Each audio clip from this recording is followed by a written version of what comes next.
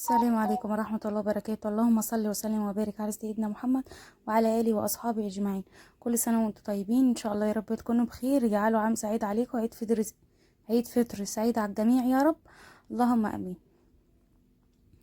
هنا بقى حبيت أوريكم إيه حلويات العيد. أيوة، الدلع كله بتاع العيد. أيوة، يوم العيد، سهرة العيد ودلع العيد. دلعي نفسك وروقي بالك، كوباية شاي بحليب، سهرة حلوة، قاعدة كويسة، جعلها سنة سعيدة عليك ان شاء الله يا رب. انا هنا جبت ايه الفروتة بتاعتي، شيلت الكحك حسب ما بتسموها، يعني حسب اللي يقول عليها. شيلت الكحك دي بقالها كتير، يعني بقالها عمر من كتير كده يعني، وهي عندي من سنين، يعني شوية سنين حلوين، يعني حلوة وجميلة ومحافظة عليها، ومن السنة للسنة بطلعها، من السنة للسنة بطلعها، بظبطها واربطها واحط فيها بقى ايه الحركات اللي انتوا شايفينها كده.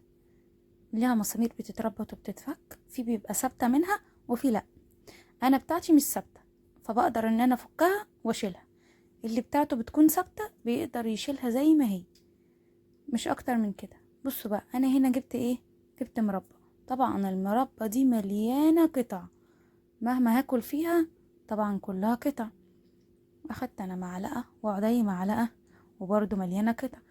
حاولت ان انا اجيب حتت طريه ما فيهاش قشر عشان اخد منها اللي انا عايزاه، اني دورت على مربى كتير سايبه ما لقيتش للاسف. المربى اللي هي الصفيح، ان انا مش بحب مربى المشمش قوي، ويعني بتبقى حلوه بس في الحاجات اللي زي كده.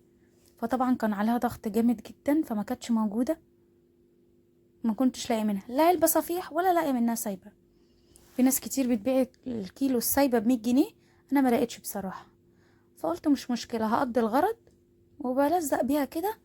طبعا فورماسي ومربى دي الطريقة العادية اللي من جدود جدودنا بيستخدموها، مفيش غنى عنها. مهما عملنا بالشوكولاتة ومش بالشوكولاتة، هو المشمش يعني بيجي والطريقة اللي تعجبك وتريحك اعمليها. انا بس حبيت اسهل على نفسي، بدل ما اسيح شوكولاتة والكلام ده. البرطمان ده ب40 جنيه، وهنعمل منه واحدتين ويتبقى عندنا الباقي. بس كده، هعمل شيلت الكحك بتاعتي زي ما انتوا شايفين كده، وهلزق منها، احط الساده واحط العادي. لان ساعات الولاد بيحبوه يسقوه في كوبايه الشاي بلبن كده، وساعات كمان بيحبوا ياكلوا اللي فيه الفورماسي، بياكلوه ساده، مش بيحبوا اللي بالشوكولاته قوي. يعني دايما بيميلوا للي هو بيكون فيه فورماسي ومربى. بس هي دي اذواق، وحسب ما انتي بتحبي بتعملي. انا هنا حطيت المنين وحطيت بصوا، ده الكحك، شايفين القرص؟ دي القرص اللي بالعجوه، القرص اللي بالعجوه والمنين والبسكوت. طبعا في كان كام واحده كده متكسرين، فدول اللي كانوا فايضين عندي. بس كده بيكون طعمه حلو وجميل وزي الفل. والكحك بتاعنا بالملبن، وفيه ساده، بس انا حطيت اللي بالملبن، اللي فيه ملبن، اللي بالملبن، محدش يتريق عليا. اللي بالملبن طعمه بيكون احلى بالنسبه لنا، احنا مش بنحب الساده قوي، بس ده موجود وده موجود، اللي حابب حاجه هيلاقيه. طبعا انا بحب لما اكون بعمل حاجه بحب ادوق حبايبي، وكل حبايبي اللي حواليا الحمد لله دقوا منه وعجبهم. مش كلهم يعني، كلهم يعني، اللي جه عندي ولقى لاني عملت كحك وكده اخد منه، واللي فيه نصيب في حاجه اكل منها. البسكوت ده كان اخره، بسكوت اللي هو شكله مختلف ده كان من عند جارتي، جابتهولي، دخلت لي الطبق. والله هي دخلت لي بصراحه قبل ما كنت ادخلها طبق، مع اني كنت مجهزاه. قعدت كده وظبطت حاجتي وحطيت لكل واحد طبقه، اللي حواليا اللي انا ليا تعامل معاه، اديتهم لهم بألف هنا وشفا يا رب. والطبق بيتبادل، يعني انتوا عارفين طبق الكحك بيتبادل، اللي عنده بيدي اللي ما عندوش، او عادي يعني يكون عندك وتاخدي، مفيش مشكله، بيبقى طعمه مختلف وتغيير. حباه كليه، مش حباه اديه لاي حد، ما تكسفيش اي حد. انا جارتي مش هي اللي عاملاه، هي جاي لها جاهز، او هي مشتريها، مش عارفه بصراحه. بس يعني كتر خيرها برضو ان هي ما عملتش وفكرت ان هي بتدي.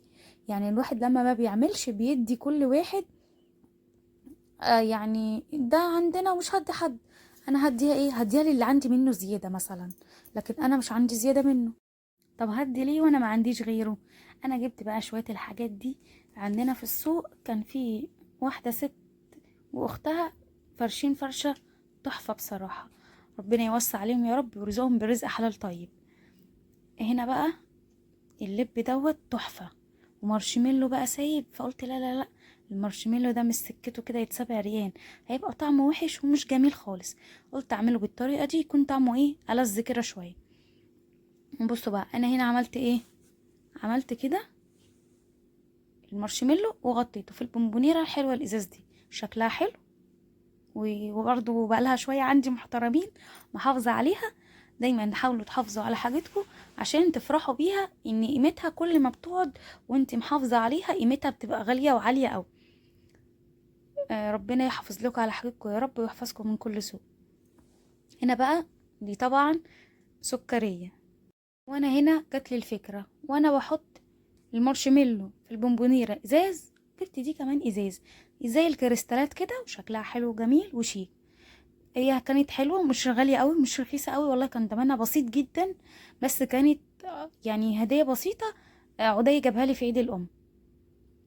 عدي وندى جابوا لي هديتين حلوين جدا ما شاء الله عليهم. يعني كويس ان هم فكروا يجيبوا لي. انا كنت واقفه بشتري والله بصراحه، وهم قالوا لي لا يا ماما احنا عايزين نجيب الحاجات دي. بس حبة بونبوني على حبة حركات كده من الولاد بيحبوها. والسوداني بيكون بقشره، واللب تحفة. اللب اللي كنت بوريهولكوا ده كان تحفة، لب سوري. بس اللب السوري دوت ايه، متقشر. بصوا وانا بحط بالمعلقة كان فيها مية. جبت بقى اللي هي الصفاية بتاعت المكرونة اللي بتبقى في طعم التوزيع، وحبيت ان انا احط ايه منها كده كام واحدة من الترمس على كام واحدة من الحمص، واعمل حمص وترمس لزاز. والحمص والترمس دول انا سلقتهم وظبطتهم، وابقى انزل لكم الفيديو. بس معلش بعتذر على الفيديوهات اللي ما كانتش بتنزل عشان خاطر انا والله ما كان عندي اي وقت ان انا اسجل على الفيديو، فما كنتش ببقى قاعده في البيت بانتظام. فكنت يعني بنعمل كام حاجه كده حتى لو كنا قاعدين. فربنا كان بيسر وما كنتش ايه، كان بيسر الحال في حاجه تانية ما كنتش الصراحه بسجل.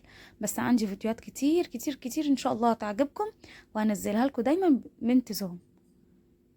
وهنا بقى انا حبيت اوريكم الفكرة دي، فكرة سهلة وبسيطة وانا مش مكترة من كل حاجة. وعلى فكرة انا بعد ما خلصت الفيديو هقول لكم انا عملت ايه لما نخلص كل الفيديو. بص انا كده خلصت الفيديو بتاعي، التربيس حضرته والحركات بتاعتي حضرتها والكحك بتاعي وظبطته. ناقص بقى كوبايتين بيبس او عصير، ومعاهم ايه، ومعاهم كده كوباية شاي بلبن ما تدفينا كده. لو بردانين مش بردانين لأصحاب المزاج اللي زيي أنا من عشاق الشاي بلبن. بصوا بقى الكحك بتاعنا الجامد الجميل ده الرهيب، منظمينه موضبينه حاطينه بشكل حلو. عينينا هتاكل قبل ما احنا ندوق. شكله حلو. ودخل حد عليكي على غفلة تكوني حطاه على ترابيزة انتريه، على ترابيزة سفرة، اي ترابيزة صغيرة هتحطي عليها ركن الحلويات.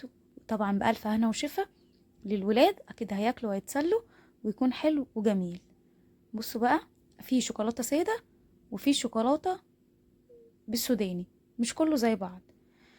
طعمه بيكون حلو، والكاندي كمان كان جميل ولونه حلو، الوان جميله الولاد هيفرحوا بيها. مش لازم نجيب لب وسوداني بقى وكده، ده طبعا معروف اللب السوداني بقشره معروف لسهره العيد، بس دي حاجات احلى.